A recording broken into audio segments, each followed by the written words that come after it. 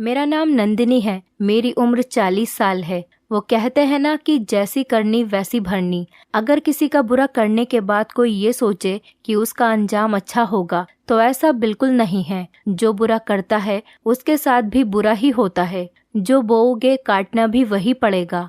मेरे पापा एक इंजीनियर थे। जब मैं 6 साल की थी तो मेरी माँ इस दुनिया से चली गई। उन्हें हार्ट अटैक आया था।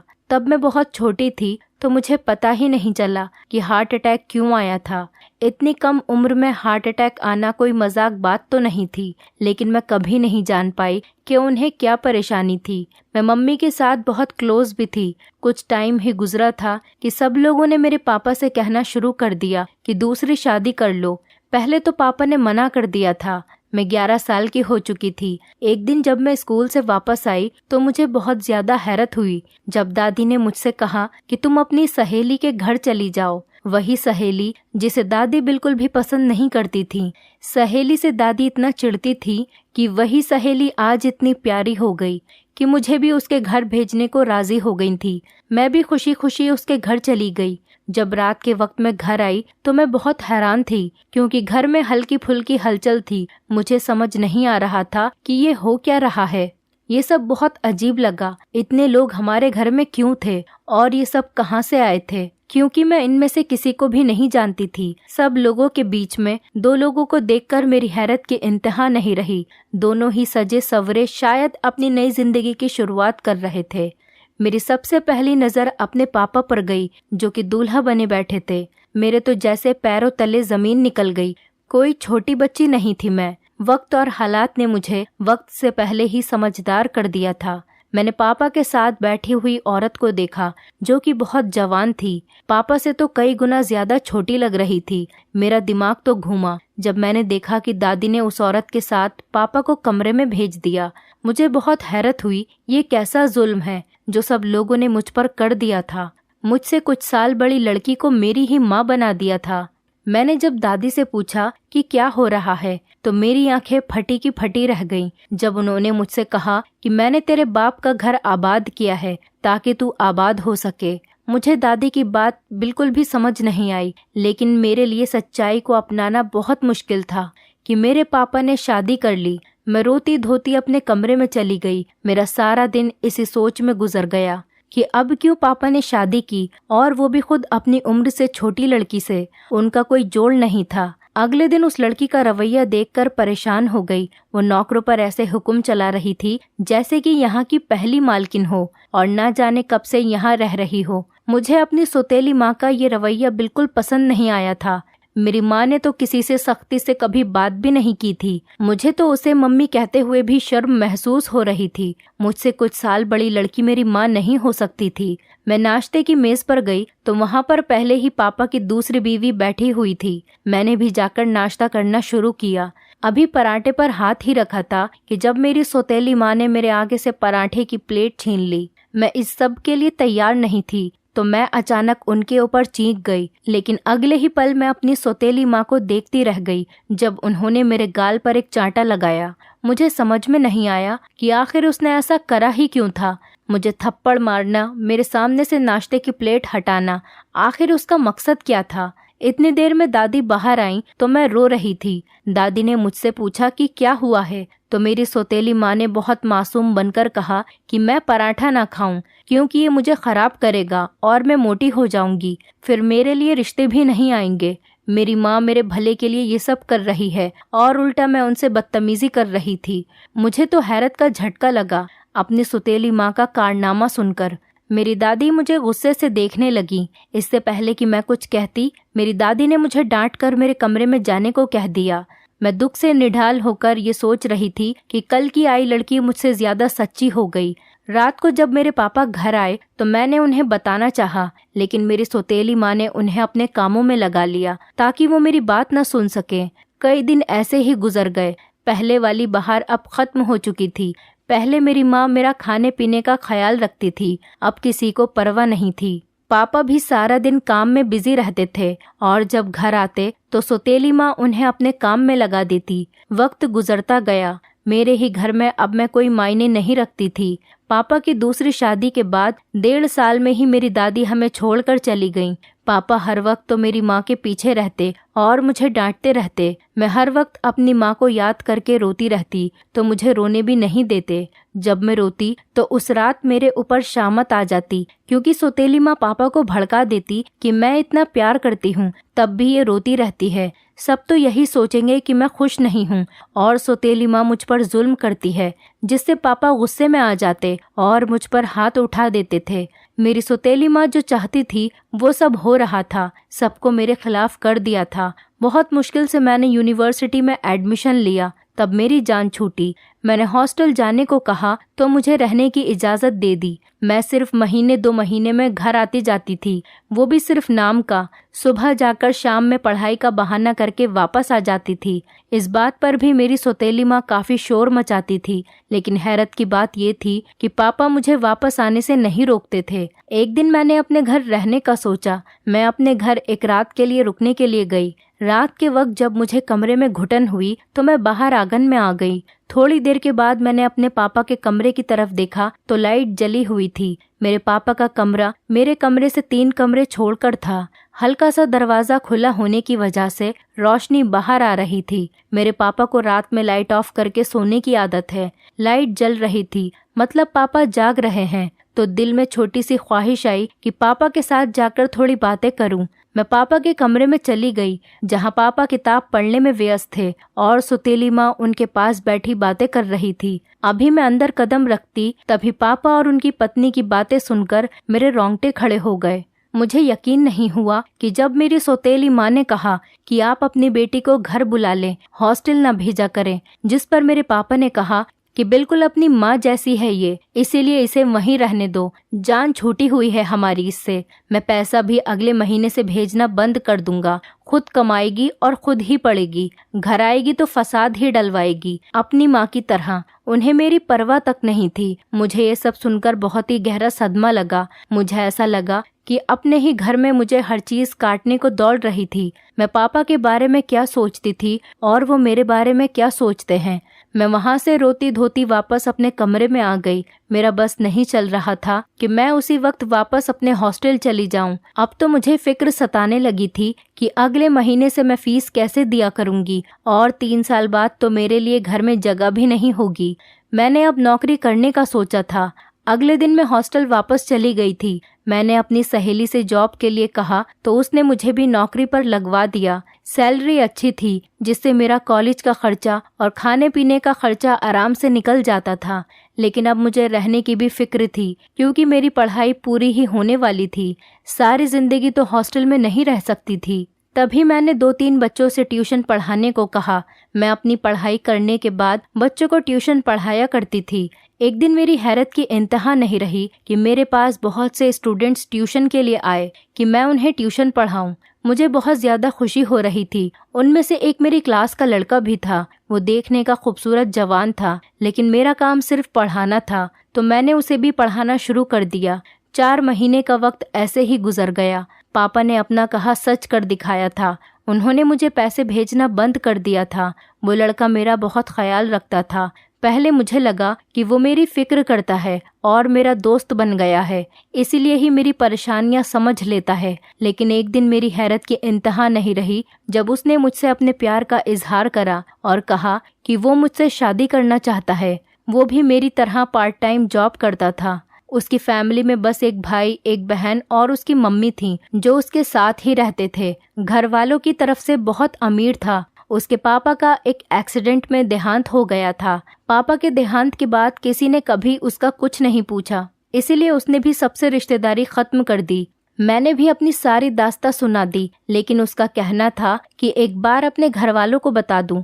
मैं भी यही सोचकर अपने घर वालों को बताने पहुंच गई, लेकिन पापा को देखकर मुझे बहुत डर महसूस हुआ। मेरी आंखें ये देखकर फटी की फटी रह गईं जब मैंने पापा को अजीबोगरीब हरकतें करते हुए देखा, जैसे कि वो अपने होश में नहीं थे। पापा को न जाने क्या हो गया था और मम्मी न जाने कहाँ थी। मैं काफी देर परेशान रही। फिर मैं रात के बाद पापा के कमरे में गई तो मैंने देखा कि उनकी आंखों में अजीब सी बेचैनी थी, जैसे कि वो कुछ कहना चाहते हों लेकिन कह नहीं पा रहे।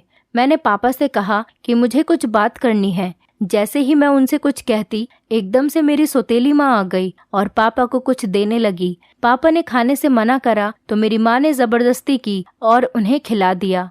वो खाने के आधे घंटे बाद ही उन्हें नींद आने लगी और वो सो गए। मैंने माँ से बोला कि उनकी तबीयत ठीक नहीं है, उन्हें किसी अच्छे डॉक्टर के लेकर जाओ। तो उन्होंने मुझसे कहा कि मैं ये जांच करवा रही हूँ, तुम फिक्र न करो। 3 दिन मुझे लगातार पापा के घर ही रहना पड़ा। आखिर 3 दिन बाद मुझे कहने का मौका मिला तो मैंने जल्दी से कह दिया कि मुझे अपनी पसंद से शादी करनी है।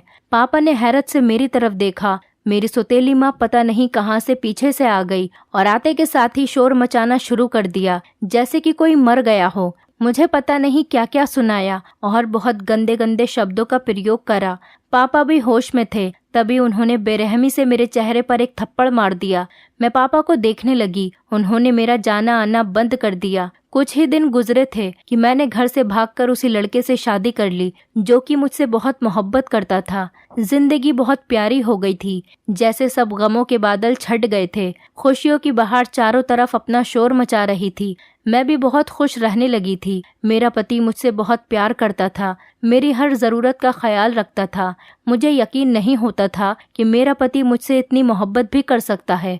एक दिन मेरा पति काम से घर आया तो उसका गुस्से से बुरा हाल था। मुझे बहुत हैरत हुई कि आखिर मेरे पति को हुआ क्या है। सुबह तक तो ठीक थे, पति आते ही खामोशी से सो गए। मुझे बहुत हैरानी हुई कि शादी के 6 महीने गुजर चुके थे और उन्होंने आज तक ऐसा नहीं करा था। मैंने अपने पति से कुछ नहीं कहा और सारी रात आंसू बहाती हुई खुद भी सो गई। सुबह को भी वो नाश्ता करे बगैर मेरे उठने से पहले ही घर से चले गए और रात को मेरे सोने के बाद आए। मैं बहुत परेशान रहने लगी थी कि आखिर मेरे पति को हुआ क्या है। रविवार का दिन आया। उस दिन मेरे पति घर पर ही थे, लेकिन ना होने के बराबर। सारा दिन फोन हाथ में लेकर न जाने किससे बातें करते रहे। अब तो मेरी जान निकलने लगी थी कि आखिर मेरे पति को हो क्या गया है। मैंने जब शाम के वक्त अपने पति से बात करना चाहा तो उन्होंने नहाने का बहाना लेकर सोने चले गए। अब तो मेरे सब्र की हद हो गई। मैं सारी रात रोती रहती और अपने पति के बारे में सोचती रहती। अब तो उसका रवैया बद से बदतर होता जा रहा था। अब तो उन्होंने मुझ पर हुक्म चलाना शुरू कर दिया था। एक दिन उन्होंने मुझसे अपने कपड़े लाने को कहा तो मैंने गुस्से से मना कर दिया कि मैं क्यों लेकर आऊं आपके कपड़े जब आपके पास मेरे लिए वक्त ही नहीं है। शादी से पहले तो मुझे बहुत ख्वाब दिखाए थे कि कभी मेरी आंखों में आंसू आने नहीं देंगे। अब तो जैसे मैं कोई मायने नहीं रखती। मेरे बोलने पर अपने पति का जवाब सुनकर मेरे होश ही उड़ गए थे। जब मेरे पति ने कहा कि हाँ कोई मायने नहीं रखती, मैंने कहा क्यों मुझसे शादी करी थी? तो उन्होंने कहा कि मुझे शादी करने के बाद अपनी गलती का एहसास हुआ कि उन्होंने कितनी बड़ी गलती कर दी थी। मेरे पति के भाई और बहन दोनों ही मुल्क से बाहर रहते थे। उनका रवैया भी मेरे साथ ऐसा ही था। मुझे समझ में नहीं आ रहा था कि मेरे साथ ऐसा क्यों करा जा रहा है, लेकिन मैं वक्त की मारी बेचारी जो कुछ दिनों के लिए आसमान में उड़ने लगी थी, मेरे पति ने मुझे खींचकर न केवल जमीन पर पटका था बल्कि जमीन में दफन भी कर दिया था। हालात जब बदतर हुए तो मेरे पति का हाथ मुझ पर उठने लगा। बात बात पर वो मेरे ऊपर हाथ उठा दिया करते थे और मैं खामोशी से अपना कसूर ही तलाश करती रहती थी। घर से भागकर शादी की थी तो शिकवा करती भी तो किससे? खुद ही अपने पैरों पर कुल्हाड़ी मार ली थी। वक्ती तौर पर ख्वाब दिखाने वाला हमारी जिंदगी और मौत का जिम्मेदार बन जाता है। जब दिल चाहे जिंदगी बख्श दी और जब दिल चाहे सांसें खींच ली। जब इंसान को अपनों से मोहब्बत, प्यार, तवज्जो ना मिले तो वो बाहर इन सब की तलाश में रहता है, लेकिन कभी कभी वो गलत हाथों में पड़कर अपनी जिंदगी बर्बाद कर देता है। मेरे साथ भी यही हो रहा था। औरत मोहब्बत के बगैर रह लेती है, लेकिन इज्जत के बगैर नहीं रह सकती। मुझे भी जब तक मेरे पति से नफरत मिलती रही मैं उसके साथ रहती रही, लेकिन जब जगह जगह मुझे रुस्वा किया गया, मुझे डिवोर्स से बेहतर कोई फैसला नहीं लगा। अब गलती की थी तो भुगतनी भी थी। मैं घर बसाना चाहती थी, लेकिन शादी के बाद उसने मेरा जीना हराम कर दिया था और आखिर डिवोर्स देकर मुझे घर से बाहर निकाल दिया। मैं वापस अपनी माँ के घर आ गई। दिल भी कांप रहा था कि न जाने पापा मेरे साथ क्या करेंगे, लेकिन अब मेरे पास कोई और दूसरा रास्ता नहीं बचा था। जिसकी खातिर अपना घर छोड़ कर गई थी उसने बीच रास्ते में ही मुझे छोड़ दिया था। मैं घर गई तो माँ पापा मुझे देखकर हैरान रह गए। शादी के 8 महीनों ने मेरी हालत बदल कर रख दी थी। बदला तो और भी बहुत कुछ था। पापा बदल गए थे। जवान ताकतवर इंसान अब बुजुर्ग जैसी हालत में था। मैं घर के अंदर गई तो मेरी सौतेली माँ ने मुझे घर के अंदर आने से रोक दिया और मुझे घर से जाने को कहा। मैं रोती हुई अपने पापा के कदमों में गिर गई और रहम की भीख मांगने लगी कि मुझे घर से नहीं निकाले। जो गलती मुझसे हुई है वो जो दिल चाहे मुझे सजा दे सकते हैं, लेकिन मुझे घर से नहीं निकाले। मेरे पास सर छुपाने के लिए छत का सहारा नहीं था। पापा ने जब मेरे सर पर हाथ रखा तो मुझे बहुत हैरत हुई। माँ तो पापा के हाँ करने से ही कमरे में चली गई थी। पापा की कमजोर हालत की वजह से उनसे बोला नहीं जा रहा था। फिर भी वो कुछ कहना चाह रहे थे, लेकिन मेरी कुछ समझ में नहीं आ रहा था। पापा ने मुझे अपने पास बिठाया। घर आकर तो जैसे मेरी जान में जान आ गई थी। अभी घर में मेरा एक दिन भी नहीं गुजरा था कि अगली सुबह घर में एक नया तूफान लेकर आई थी। सुबह उठते के साथ ही जैसे मेरा सब कुछ खत्म हो गया था, जैसे मेरे सर से छत और मेरे पैरों से जमीन ही चली गई थी। मुझे मेरी आंखों पर यकीन नहीं हो रहा था कि जो मैं देख रही हूँ वो सच भी है या नहीं।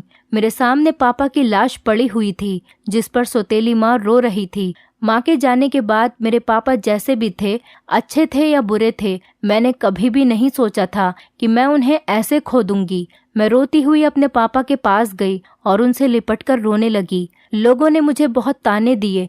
मेरे घर से भाग जाने पर सब आपस में बातें कर रहे थे। कुछ तो मेरे मुंह पर ये कहकर जा रहे थे कि मैं अपने बाप को खा गई हूँ। इतनी बातें सुनने के बाद तो मुझे भी यकीन होने लगा था कि मैंने अपने पापा को मार दिया है। मेरी गलती ने मुझे कहाँ लाकर खड़ा कर दिया था। पापा की अर्थी ले जाने के बाद सब लोग जा चुके थे। मेरी माँ सबके सामने ऐसे आंसू बहा रही थी जैसे मेरे पापा से वही सबसे ज्यादा प्यार करती हो। मैं अपने घर में रहने लगी थी, जहाँ रोज मुझे ताने सुनने पड़ते थे। माँ मुझे बात बात पर ताने देती, कभी भगौड़ी कहती तो कभी कुछ और कहती, अपने पापा को खाने वाली कहती। मुझे बहुत रोना आता, लेकिन अब क्या करा जा सकता था। इंसानों को मैं अपनी जिंदगी का हिस्सा समझकर बर्दाश्त करने लगी थी। इतने सारे नौकर होने के बावजूद भी मैं सारे घर का काम अकेले करती थी और जब थक कर लेटती तो माँ मुझे बातें सुनाने आ जाती। घर में बस एक ही नौकरानी रह गई थी जिससे मेरी अच्छी बातचीत होने लगी थी। वो मुझे मेरे पापा की बातें सुनाया करती थी। पापा के साथ मेरी सौतेली माँ का रवैया बहुत गलत था। ये बात भी मुझे उसी ने बताई थी। मैंने उससे पूछा कि माँ सारा दिन क्या करती थी। जब उसने मुझे बताया तो मेरे तो रोंगटे खड़े हो गए। जब उसने बताया कि पापा काम पर जाते तब सौतेली माँ भी तैयार होकर बाहर चली जाया करती थी और उनके आने से पहले ही घर पर आ जाया करती थी। अक्सर तो पापा के आने के बाद ही आती थी। मुझे बहुत हैरत हुई कि आखिर वो जाती कहाँ थी। अभी कुछ दिन ही हुए थे कि माँ अपने रूटीन पर आ गई थी। रोज तैयार होकर जाती। एक दिन मैं भी उनके पीछे निकल गई। छुपते छुपाते मैं भी अपनी सौतेली माँ के पीछे पहुँच गई, जो सुनसान जगह पर जाकर रुक गई थी। मुझे हैरत हुई जब मैंने अपनी सौतेली माँ को किसी गैर मर्द से मिलते हुए देखा। मेरा मन भारी हो गया था जब मैंने देखा कि मेरी माँ उनके गले लग गई थी। मैं बहुत हैरान हुई और दुख के साथ वापस लौट आई। एक मैं थी जिसने अपना घर बचाने के लिए इतना कुछ करा, और एक ये थी जिनका रवैया अपने पति के साथ बिल्कुल अच्छा नहीं था। एक दिन मैं सुबह उठी और किचन में गई तो मैंने देखा किचन में बहुत से पकवान थे जो कि बहुत स्वादिष्ट भी थे। लेकिन मैं हैरत में थी कि ऐसा रात में कौन आया था जिसके लिए इतना इंतजाम किया था। मुझे बहुत हैरत हुई थी, लेकिन नौकरानी के अलावा कोई नहीं था जो मुझे बता सकता था। लेकिन वो भी उस वक्त माँ के कमरे में ही थी। मैंने थोड़ी देर इंतजार किया और फिर मैं अपने कमरे में चली गई। अब तो हर दूसरे दिन ऐसे ही स्वादिष्ट पकवान तैयार किए जाते थे। एक दिन मैंने नौकरानी से पूछा कि घर में रोज कौन आता है जिसके लिए इतना सब कुछ तैयार किया जाता है। तो पहले तो वो खामोश रही। मेरी तो हैरत के ठिकाने नहीं रहे जब उसने कहा कि अपने ही अपनों को मारते हैं और तुम्हें भी तुम्हारे अपनों ने मारा है। घर की नौकरानी कहने लगी कि तुम्हारे पति को तुमसे अलग किसने करा है ये तुम नहीं जानती, लेकिन मैं जानती हूँ। ये जो तेरे साथ तेरी माँ ने करा है, आज रात उसके कमरे में जाकर देखना, तुझे सब कुछ समझ आ जाएगा। मुझे लगा मेरी सांस बंद हो जाएगी। आखिर मेरा रिश्ता खत्म होने में मेरी सौतेली माँ का क्या हाथ था। अब तो मुझे रात होने का इंतजार था, लेकिन मेरा सोच सोच कर दिमाग खराब हो रहा था कि आखिर क्या होगा। रात हुई तो जैसे मेरा इंतज़ार ख़त्म हुआ, मैं अपने कमरे में ही थी। माँ मुझे सोता हुआ देखकर किचन में चली गई। मैंने सोने का नाटक किया। किचन से खटपट की आवाज़ें आने लगीं। मैंने थोड़ा सा दरवाज़ा खोलकर किचन में झांका तो माँ खाना बनाने में लगी पड़ी थी और फिर इधर उधर देखने लगी। फिर उन्होंने एक पुड़िया निकाली और सफ़ेद पाउडर सारे खाने में मिला दिया। खाना तैयार करके जब वो कमरे में गई तो मैं भी उनके पीछे पीछे कमरे में चली गई और जैसे ही मेरी नज़र कमरे में पड़े सोफे पर पड़ी तो मेरे सर पे आसमान टूट पड़ा। मेरे पैरों के नीचे से ज़मीन खिसक गई क्योंकि मेरा पति बड़ी आराम से कमरे में बैठा हुआ था और मेरी माँ उनकी शान शौकत में ऐसे व्यस्त थी जैसे कोई नौकरानी अपने मालिक की। मेरा पति एक एक करके सभी चीज़ें चखने लगा और मेरी हैरत की इंतहा नहीं रही जब मेरा पति भी मेरे पापा की तरह बेहोश होने लगा, अपने होशो हवास खोने लगा। मेरी तो रूह कांप गई थी। ये सब देखने के बाद मैं अपने कमरे में चली गई। ये क्या था, मुझे कुछ समझ में नहीं आ रहा था। आखिर मेरे पति का मेरी माँ से क्या ताल्लुक था, और जो ताल्लुक मैं सोच रही थी वो सोचकर तो मेरी जान ही निकल रही थी। मैंने बड़ी मुश्किल से रात गुजारी। अगले दिन जब मेरी माँ तैयार होकर बाहर गई तो मैंने नौकरानी के साथ मिलकर एक प्लान बनाया और मैंने सौतेली माँ के कमरे की तलाशी ली ताकि मुझे कुछ सुराग मिल सके कि आखिर ऐसा क्या है। नौकरानी को बाहर खड़ा करके मैं अपनी माँ के कमरे में गई और तलाशी लेने लगी। बाहर तो मुझे कुछ नज़र नहीं आ रहा था।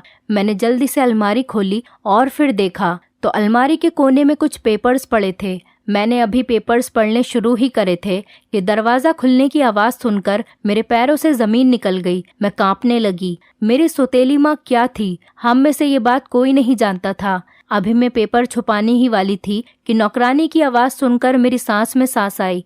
मैंने नौकरानी की तरफ देखा तो वो खुद खौफ में थी, तो मुझे उस पर भी तरस आया। तो पेपर्स पकड़कर मैं अपने कमरे में ले गई।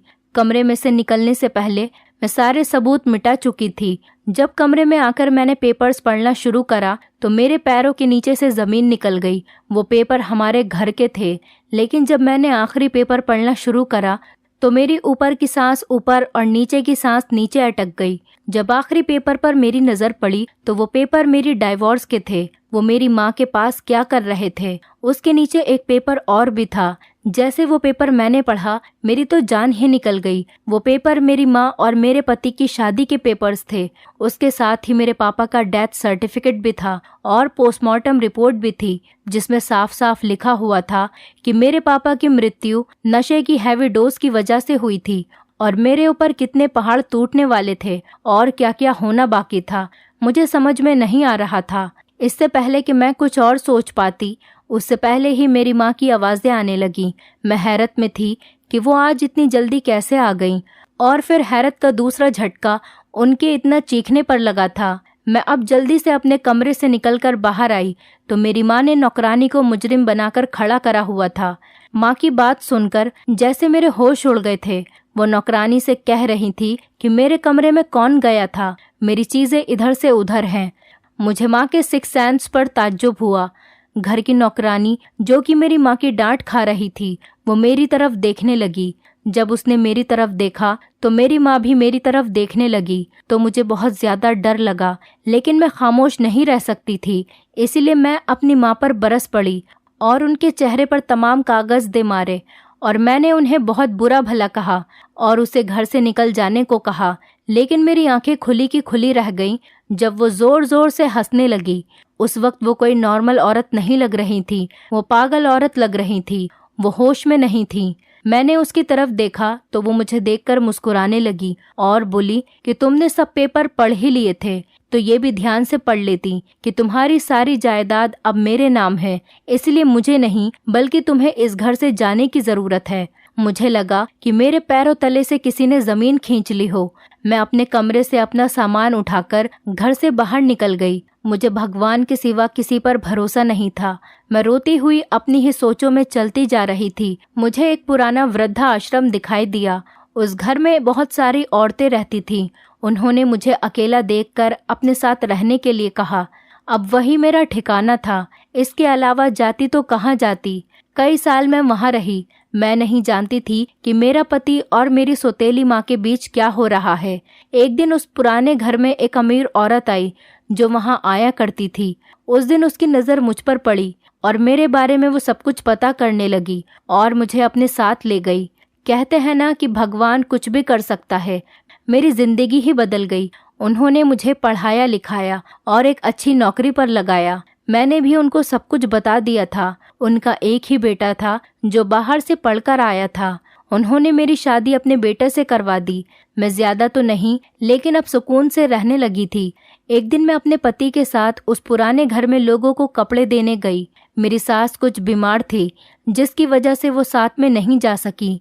रास्ते में जब मेरे पति ने गाड़ी रोकी, तब मेरा पुराना पति लोगों की गाड़ियां साफ कर रहा था। मेरे तो रोंगटे खड़े हो गए। मेरे पति की गाड़ी देखकर वो वहां आया और गाड़ी साफ करने लगा। अंदर मुझे पाकर तो उसके होश उड़ गए, लेकिन इस बार मैंने अपनी नजरें फेर ली। भगवान जाने उन्होंने उसके साथ ऐसा क्या करा था जो कि वो इस हालत में था। पूरे रास्ते में इन्हीं सोच में परेशान रही। वृद्धाश्रम आते ही हमने सामान रखा और देने लगे, लेकिन एक औरत को देखकर मैं भगवान की कुदरत पर दंग रह गई थी। वो व्हील चेयर पर बैठी अपने मुंह को लटकाए हुए थी। जवान औरत भी बरसों की बीमार लग रही थी। मैंने एक औरत से पूछा तो उन्होंने मुझे बताया कि इसने अपने पति का कत्ल किया है और उसकी सारी जायदाद खा गई और दूसरे पति को नशेड़ी बना दिया। न जाने किस किस की बद्दुआओं का असर था कि ये बिस्तर पर पड़ गई और उसके घरवाले इसे यहाँ छोड़ गए। पिछले 4 महीने से ये यहीं पर है। मेरी आंखों से लगातार आंसू बह रहे थे, क्योंकि वो औरत और कोई नहीं बल्कि मेरी सौतेली माँ थी।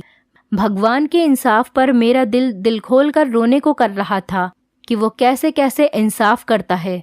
दोस्तों, उम्मीद करती हूँ आपको हमारी कहानी पसंद आई होगी। कहानी पसंद आई है तो वीडियो को लाइक करें, चैनल पर नए हैं तो चैनल को सब्सक्राइब करें और हाँ, नोटिफिकेशन बेल को जरूर दबाएं ताकि अगली अपडेट सबसे पहले आपको मिले।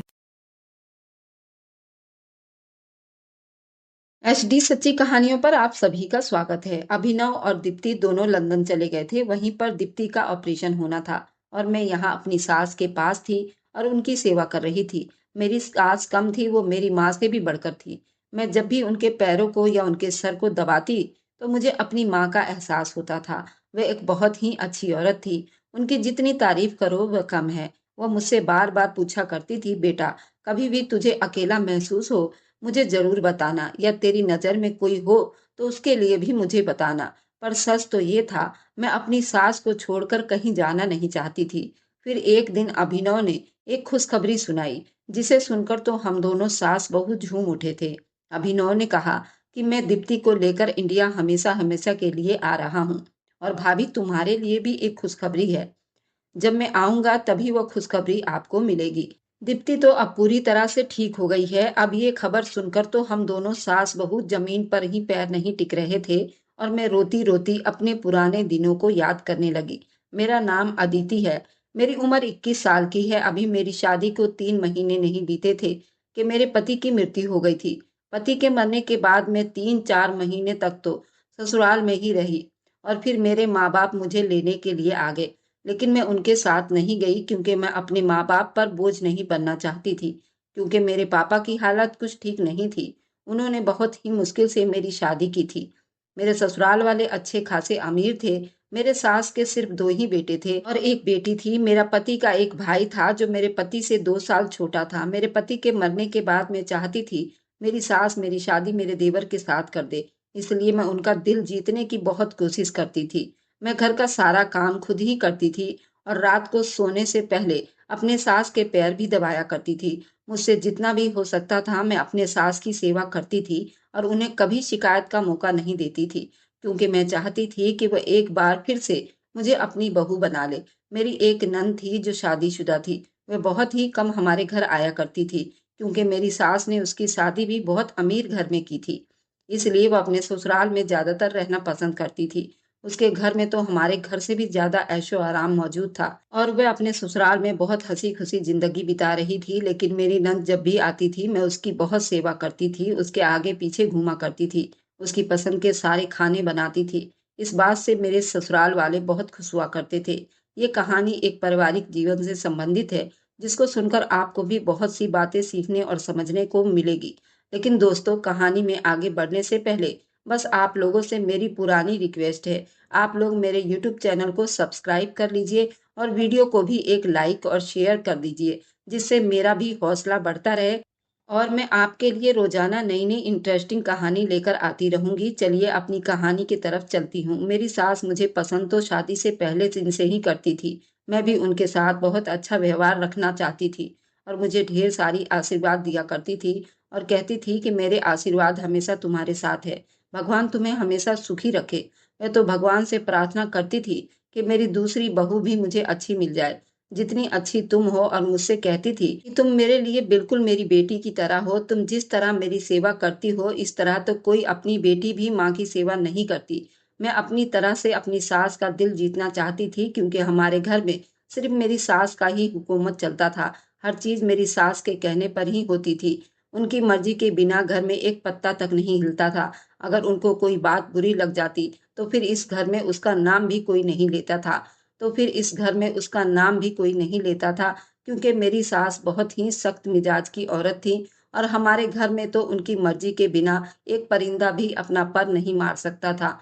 मेरी सास मुझसे बहुत ज्यादा खुश थी, इसलिए मुझे यकीन हो गया था कि वो मेरे देवर के साथ मेरी शादी करवा देंगी। मेरा देवर, जो कि लंदन में डॉक्टरी की पढ़ाई कर रहा था, उसके वापस आने में सिर्फ 3 महीने रह गए थे और मैं दिल ही दिल में बहुत खुश थी और खुश हो रही थी। एक बार फिर से ये घर मेरा हो जाएगा और मैं इस घर की मालकिन बन जाऊंगी, क्योंकि मैं अपनी पूरी जिंदगी गरीबी में बिताकर आई थी और यहाँ आकर मुझे पता चला था कि जिंदगी के ऐशो आराम क्या होते हैं। और अब मैं ऐशो आराम अपने हाथों से दोबारा गंवाना नहीं चाहती थी।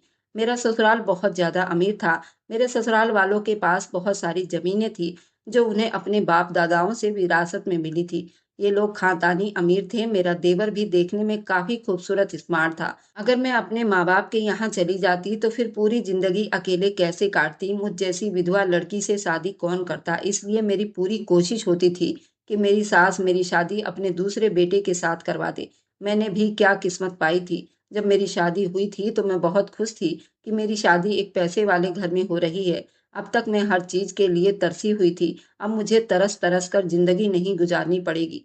लेकिन भगवान ने मेरी ये खुशियां 3 महीने के अंदर छीन ली। 3 महीने में विधवा हो गई थी। मैं चाहती थी कि देवर से शादी हो जाए और मैं इस घर में ऐशो आराम के साथ रहूं और अपनी सास की तरह पूरे घर का अपना रूप जमाना चाहती थी। मुझे पता था ये तभी हो सकता है जब मेरा देवर मुझसे शादी करेगा, क्योंकि मेरी सास अपने बेटे का बहुत कहना मानती थी। अपने छोटे बेटे का हर बात में राय लेती थी। मेरे पति बचपन से ही बीमार रहते थे और बचपन की ये कमजोरी उनके शरीर से जवानी तक नहीं निकली थी। वे देखने में काफी दुबले पतले सांवले रंग के थे। इसलिए तो मेरे जैसे गरीब लड़की की शादी इतने अमीर परिवार में हो गई थी। लेकिन मैं फिर भी अपने पति के साथ खुशी खुशी जिंदगी बिता रही थी। लेकिन मेरे पति ने मेरा साथ नहीं दिया और मुझे छोड़कर भगवान को प्यारे हो गए। हम भले ही गरीब लोग थे, लेकिन अगर मेरे पापा को ये बात पहले से पता होती तो मेरे पति को कोई बीमारी है, वे बचपन से ही बीमार रहते हैं, तो मेरे पापा कभी भी अपनी बेटी का रिश्ता इस घर में नहीं करते। मेरे पापा को इस बात की बिल्कुल भी जानकारी नहीं थी। इसलिए मेरी सास ने मेरे पापा से मेरा रिश्ता मांगा था और इसी तरह से मैं इस घर में आ गई थी। पर होने को कौन टाल सकता है। अभी मेरी शादी को 3 महीने भी नहीं बीते थे कि मेरे पति की तबीयत अचानक खराब हो गई। मेरी सास ने मेरे पति के इलाज में पैसा पानी की तरह बहाया था और उसको दूसरे देश में इलाज के लिए भेजना चाहती थी। लेकिन अब उनके पास ज्यादा टाइम नहीं बचा था। वे विदेश में जाकर अपना इलाज करवा पाते। उन्होंने कुछ ही दिनों में दम तोड़ दिया था। अपने पति के मरने के बाद मैं 1 साल तक अपने सास ससुर और ननद की सेवा करती रही। पूरे घर को अच्छे से संभाला हुआ था। पर उस दिन मुझे बहुत दुख हुआ जब मेरी सास ने कहा कि मैं अपने छोटे बेटे के लिए लड़की ढूंढ रही हूँ। अब मैं उसकी शादी करना चाहती हूँ। मैं दिल ही दिल में ये सोच रही थी, जो दिन रात उनके आगे नौकरानी बनी फिर रही हूँ, की सेवा करती रहती हूँ, तो शायद मेरी सेवा से खुश होकर मेरी सास मुझे अपने छोटे बेटे की बहू बना देंगी। लेकिन मेरी सास ने मेरी सारी मेहनत और उम्मीद पर पानी फेर दिया था। ऐसा मैंने कभी सोचा भी नहीं था। मैं ये बिल्कुल भी नहीं होने देना चाहती थी। एक दिन मैं और मेरी सास एक बहुत ही पहुंचे हुए बाबा के पास गए थे। मेरी सास ने न जाने कब से इन बाबा के पास आ रही थी। वह वीरवार को बाबा के पास आती थी और उनकी आशीर्वाद लेती थी। हम जैसे ही वहां पहुंचे तो वहां पर इतनी जवान लड़की भिखारियों के लाइन में बैठी हुई थी, जो अंधी थी। उसे देखकर मेरी सास को उस पर तरस आ गया था और इसलिए उसके पास जाकर बैठ गई और उससे पूछने लगी, तुम्हारे साथ कोई समस्या हुई है क्या? तुम यहाँ पर क्या कर रही हो और तुम यहाँ कहाँ रहती हो? मेरी सास इस तरह से बातें कर रही थी उसके साथ जैसे वो उसको बहुत पहले से जानती हो। मैं इस बात पर बहुत हैरान हो रही थी कि मेरी सास एक भिखारन के साथ कैसे जाकर बैठ गई हैं और वह कैसे जानती है उसको। मेरी सास उसको देखकर उससे माफी मांग रही थी, ऐसा कह रही थी कि बेटा मुझे माफ कर दो, तुम मेरे साथ मेरे घर चलो। वह अंधी लड़की बहुत गुस्से में लग रही थी। वो मेरी सास से कहने लगी कि मैं आपके साथ तो बिल्कुल भी नहीं जाऊंगी। मेरे साथ जो कुछ भी हुआ वह आपकी वजह से हुआ और उसके लिए मैं आपको कभी भी माफ नहीं करूंगी। मेरी सास उससे अब रो रो कर माफिया मांग रही थी और उसको ये भी कह रही थी कि जैसा तुम चाहती थी अब बिल्कुल वैसा ही होगा। तुम्हारे दिल की ख्वाहिश, तुम्हारी तमन्ना पूरी हो जाएगी। बस तुम सिर्फ मेरे साथ चलो। मेरी सास अंधी भिखारन को अपने घर लेके आ गई। जब मैंने अपनी सास से ये सवाल किया तो मम्मी जी, आप इस तरह इसको अपने साथ क्यों लेकर आई हैं? आखिर ये लड़की कौन है? तो मेरी सास ने मुझे सिर्फ इतना ही बताया, मैं इसकी शादी अपने बेटे से कर दूंगी। मेरी सास की ये बात सुनकर मेरे पैरों तले से जमीन निकल गई, क्योंकि मैंने तो जितने सपने देखे थे, मेरे सारे के सारे सपने चकनाचूर होते हुए नजर आ रहे थे। मेरी सास ने मुझे ये बात बताकर मुझे चुप रहने का इशारा किया। आगे से मुझसे कोई सवाल मत करना। मुझे अपनी सास की इस बात पर बहुत ज्यादा हैरानी हो रही थी। वह एक अंधी लड़की से, जो कि भिखारन है, वह अपने डॉक्टर बेटे की शादी इस लड़की से कैसे कर सकती हैं? और मुझे ये भी लग रहा था कि मेरा देवर तो उसे देखकर उसी वक्त ठुकरा देगा, क्योंकि वह लंदन में पढ़ा था और उसकी पसंद भी बहुत हाई फाई होगी। ये भिखारन उसकी पसंद तो बिल्कुल भी नहीं हो सकती। वह अंधी भिखारन लड़की से शादी कैसे करेगा? मुझे तो अपने सास के सोच पर बहुत हैरानी हो रही थी। और फिर एक हफ्ते के अंदर मेरा देवर वापस आ गया था और मेरी सास ने शादी की तैयारी शुरू कर दी थी। वह अंधी लड़की अब हमारे घर पर रह रही थी। मेरी सास ने उसे एक अलग कमरा दे रखा था। वह हम लोगों से कम ही बात करती थी, ज्यादातर अपने कमरे में ही रहती थी। मेरी सास उसके कमरे तक खाना पहुंचा देती थी। मेरी सास ने मेरे देवर को शादी के बारे में बता दिया था। मेरा देवर भी शादी के लिए खुशी खुशी राजी हो गया था। मैं हैरान थी, भला शादी के लिए इतनी जल्दी तैयार कैसे हो सकता है? अभिनव शादी के लिए इतनी जल्दी तैयार कैसे हो सकता है? उसे वह अंधी भिखारन कैसे पसंद आ सकती है? फिर मैंने सोचा शायद मेरी सास ने अभिनव को ये नहीं बताया होगा कि उन्होंने जिस लड़की को चुना है वह अंधी है। मैंने बहुत कोशिश की अपने देवर को किसी तरह ये बात बता सकूं कि तुम्हारी माँ ने तुम्हारे लिए एक अंधी भिखारन लड़की को चुना है। मैं चाह कर भी अपने देवर से ये बात नहीं बता पा रही थी। एक दिन मुझे मौका मिल गया और मैंने अभिनव को भड़काने की पूरी कोशिश की। अभिनव, तुम्हारी माँ ने तुम्हारे साथ धोखा किया है। वह तुम्हारी शादी एक अंधी लड़की से करवा देना चाहती हैं। मेरी बात सुनते ही अभिनव ने मुझे खाली खाली नजरों से देखा और कहा, भाभी आप फिक्र मत करो, मुझे अपनी माँ पर पूरा भरोसा है। मेरे साथ कुछ भी गलत नहीं करेंगी। मैं अपना उतरा हुआ मुंह लेकर चुप हो गई। जब शादी का समय हुआ, मेरे देवर ने उस लड़की को देखा। उसके चेहरे पर एक ऐसी खुशी चमकने लगी जैसे पता नहीं उसे कौन सी बड़ी खुशी मिल गई हो। वह बहुत ज्यादा खुश हो गया था। उसकी खुशी देखकर मैं हैरान रह गई थी। आखिर मेरा देवर इतना खुश क्यों है? एक अंधी लड़की उसकी पत्नी बनने जा रही है और फिर भी वह इतना ज्यादा खुश है। मेरी परेशानी किसी तरह कम होने का नाम नहीं ले रही थी। मुझे कुछ भी समझ नहीं आ रहा था। और फिर मेरे देवर की शादी उस अंधी लड़की से हो गई। मेरी आंखों के सामने ही अपनी पत्नी का हाथ पकड़े अपने कमरे में चला गया। मेरी हिम्मत अब जवाब दे चुके थे और सपने अधूरे अधूरे रह गए थे। मेरी सास ने मुझे हुक्म दिया, अपने देवर और देवरानी की सारी जिम्मेदारी अब तुम्हें ही उठानी होगी, क्योंकि वह अंधी है, उसे कुछ भी नजर नहीं आता। इसलिए उसके खाने पीने से लेकर उसके हर काम की जिम्मेदारी अब मैं तुम पर डालती हूँ।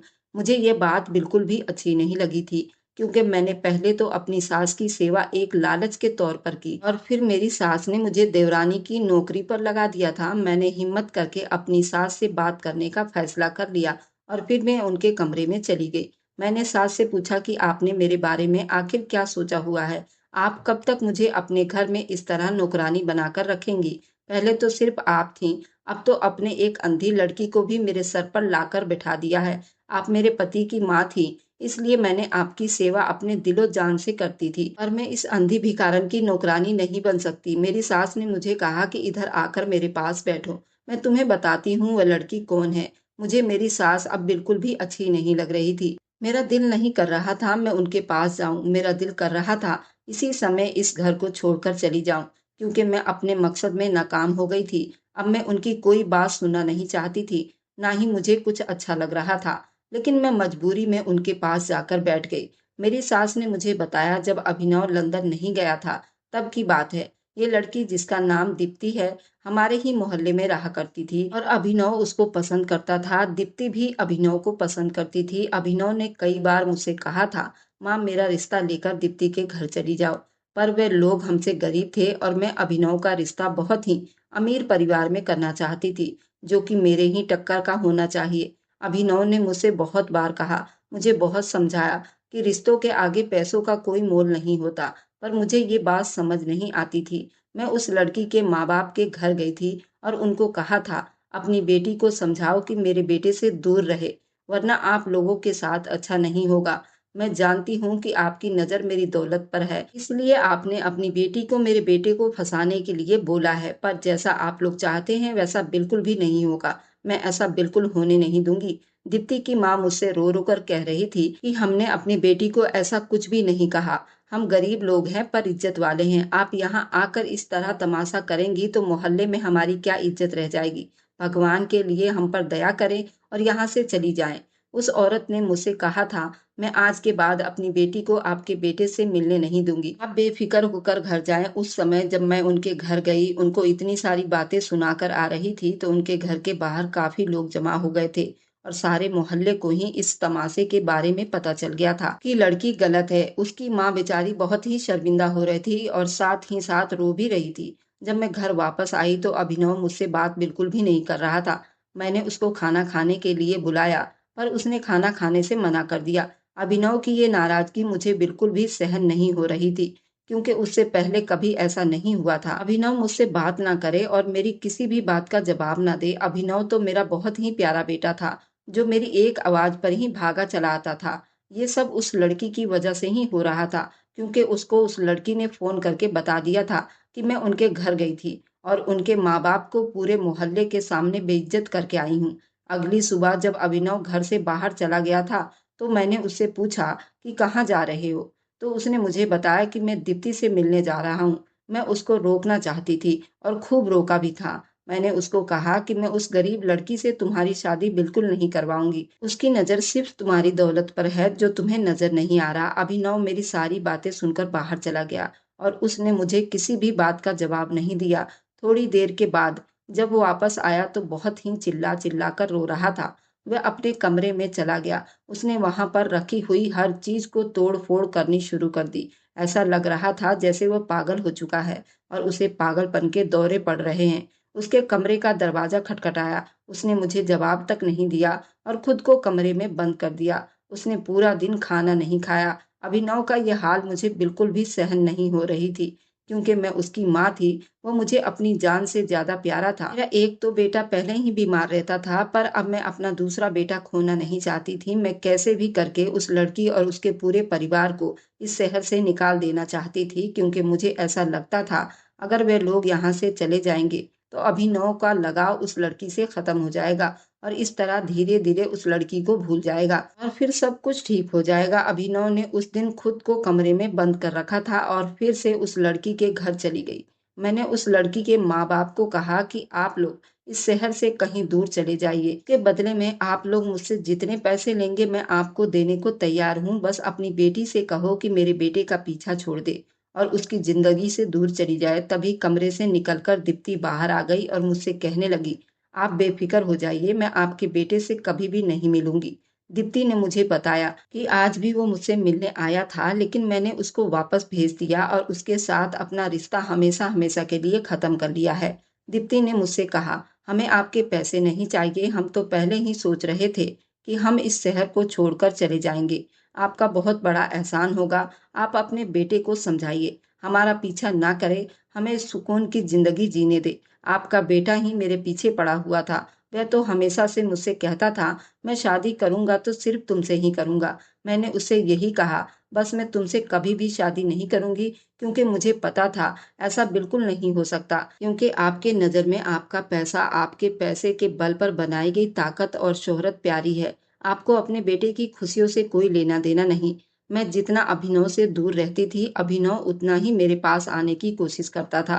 फिर मेरी ये गलती हुई कि मैं भी धीरे धीरे उसके प्यार में बढ़ती चली गई। अभिनव ने मुझे समझाया था, मैं अपनी माँ को मना लूंगा, तुम बिल्कुल बेफिक्र रहो। अभिनव कहता था, मेरी माँ मुझसे बहुत प्यार करती है, मेरी खुशियों का ख्याल जरूर रखेगी। लेकिन मुझे अफसोस है, अभिनव इतनी बड़ी गलतफहमी में जी रहा था कि उसकी माँ उसकी खुशियों का ख्याल रखेगी। मैंने दीप्ति से कहा कि मुझे समझाने की या कुछ भी बताने की जरूरत नहीं है, जितना जल्दी हो सके ये शहर छोड़कर निकल जाओ।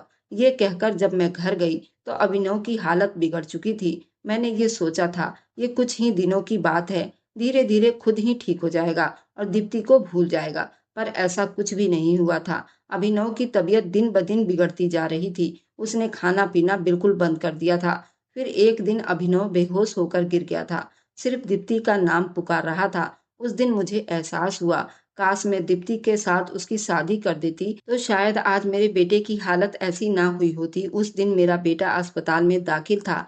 जिस दिन अभिनव को थोड़ा होश आया, उस दिन मुझे रो रो कर कह रहा था, मम्मी मुझे दीप्ति के पास जाना है, भगवान के लिए मुझे दीप्ति से मिलवा दो, सिर्फ एक बार मुझे उसकी शक्ल दिखा दो, मैं उसके बिना मर जाऊंगा। मैं खुद भी कोशिश करता हूँ, लेकिन वो मुझे खुद ही मिलना नहीं चाहती थी। मैं उससे मिलने गया था, पर उसने मेरे साथ अपना रिश्ता खत्म कर लिया है। पता नहीं मुझे छोड़कर कहाँ चली गई है। अब अभिनव को क्या खबर थी कि उसको इस शहर से मैंने ही निकाल दिया था। अभिनव उस दिन की बात कर रहा था जब वो दीप्ति से मिलने गया था, और उसी दिन दीप्ति ने शहर छोड़ दिया था। मैंने अभिनव को समझाया, बेटा सब कुछ ठीक हो जाएगा, जैसे ही तुम ठीक हो जाओगे तो मैं तुम्हारा रिश्ता लेकर उस लड़की के घर चली जाऊंगी। तुमसे वादा करती हूँ कि मैं दीप्ति की शादी तुम्हारे साथ ही करवाऊंगी। वह कहीं इधर उधर अपने रिश्तेदारों के घर गई होगी, कुछ ही दिनों में वापस आ जाएगी, तुम फिक्र मत करो। मैंने नजरें चुराते हुए अभिनव से कहा। ये खबर सुनने के बाद अभिनव थोड़ा खुश हो गया था और फिर कुछ ही दिनों में वह ठीक हो गया था। जब हम घर वापस आ गए तो अभिनव फिर से मिलने गया, लेकिन वह बहुत ही मायूसी के साथ घर वापस आया था। अभिनव ने मुझे बताया, मम्मी अब तो आप मान गई थी ना, आप भी शादी के लिए राजी हो गई थी ना। फिर पता नहीं क्यों दीप्ति उसके घर वाले ये शहर छोड़कर चले गए हैं, और उनका नंबर भी बन जा रहा है। मैं उनको कहाँ तलाश करूं, पता नहीं वे लोग कहाँ चले गए हैं। इस मोहल्ले के लोगों से काफी बार पूछताछ की, पता नहीं कि वे लोग आखिर कहाँ गए। लेकिन मैंने अभिनव को कुछ भी नहीं बताया कि वे लोग मेरे कहने पर ही ये शहर छोड़कर चले गए हैं, क्योंकि जानती तो मैं भी नहीं थी वे लोग आखिर कहाँ गए। अभिनव ने पूरे 6 महीने दीप्ति को तलाश किया, पर उसको कहीं भी नहीं मिली। आखिरकार मायूस होकर अभिनव को ये बात माननी पड़ी, अब दीप्ति उसको नहीं मिलेगी। और फिर उसने ये फैसला किया, वह अपना घर छोड़कर बाहर विदेश चला जाएगा और कभी भी वापस नहीं आएगा। अभिनव का ये फैसला सुनकर मैं बहुत दुखी हो गई थी। अपने किए पर पछता रही थी कि मैंने आखिर ऐसा क्यों किया। अगर उसकी शादी दीप्ति के साथ करवा देती तो कम से कम मेरा बेटा मेरी आंखों के सामने रहता, ये देश छोड़कर कभी ना जाता। अभिनव को मैं समझाने की बहुत कोशिश की और उसे रोकने की बहुत कोशिश की। उसने मेरी एक नहीं मानी। उसने मुझसे कहा था, मैं दीप्ति के बगैर बिल्कुल भी नहीं रह सकता।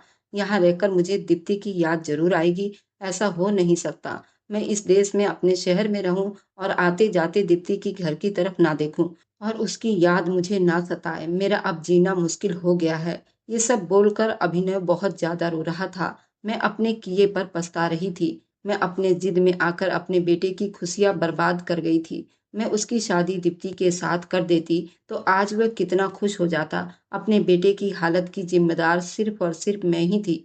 मेरी वजह से सिर्फ उसकी आंखों में इतने आंसू थे। और फिर उसके बाद अभिनव लंदन चला गया था, लेकिन मैंने दीप्ति की तलाश जारी रखी थी। मैंने दीप्ति के सारे रिश्तेदारों को भी ये बता दिया था, अगर आप लोगों को कभी भी दीप्ति के बारे में कुछ पता चले तो मुझे जरूर बताना। पर अजीब बात थी, किसी को भी उन लोगों के बारे में कुछ पता ही नहीं था। आखिरकार वह लोग कहाँ गए। उसके बाद मैं हर वीरवार को उस बाबा के पास जाती थी।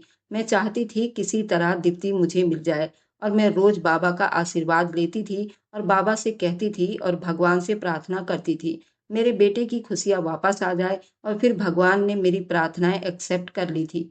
मुझे दीप्ति वहीं पर बैठी मिल गई। मैंने जब उसको वहां पर देखा तो मैं बहुत ज्यादा खुश हो गई। उसको अपने घर लेकर आ गई। दीप्ति ने मुझे बताया, जिस रात वे लोग इस शहर को छोड़कर यहाँ से जा रहे थे, उसी रात उनका बहुत ही बड़ा एक्सीडेंट हो गया था। उस एक्सीडेंट में उसके माँ बाप उसे अकेला छोड़कर चले गए थे। माँ बाप के मरने के बाद दीप्ति बिल्कुल अकेली रह गई थी। उस एक्सीडेंट में दोनों आंखें भी दीप्ति की चली गई थी। ये बात सुनकर मैं भी बहुत रोने लगी थी, क्योंकि उसके साथ ये सब कुछ मेरी वजह से हुआ था। ना मैं उसको इस शहर को छोड़कर जाने के लिए कहती और ना ही इतना बड़ा हादसा उन लोगों के साथ होता। फिर मैंने फैसला कर लिया, मैं दीप्ति की शादी अभिनव के साथ ज़रूर करूँगी। अभिनव जैसे ही वापस आया, तो दीप्ति को देखकर खुश हो गया था। अभिनव को खुश देखकर मैं भी बेफ़िक्र हो गई थी, क्योंकि मुझे एक पल के लिए भी अपनी ज़िंदगी में सुकून महसूस नहीं हुआ था।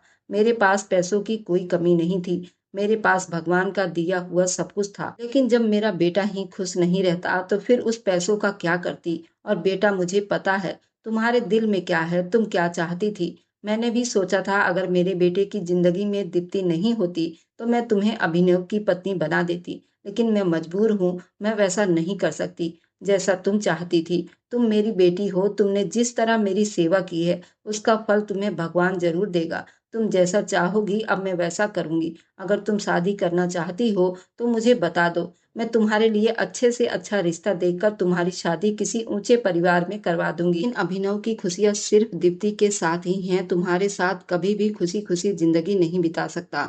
मेरी सास ने मुझसे कहा, मेरे पास जितनी भी दौलत है, मैं अपनी आधी दौलत तुम्हारे नाम कर दूंगी। आधा हिस्सा तुम्हारा होगा और फिर आधा हिस्सा अभिनव का होगा। पर फिर भी तुम अपनी जिंदगी का कोई फैसला लेना चाहती हो, तो तुम्हें पूरा हक है। तुम जो भी कहोगी वैसा ही होगा। अपनी सास की बातें सुनकर मुझे उस समय एहसास हुआ, मैं जो कुछ भी सोच रही थी वह बहुत ही गलत था।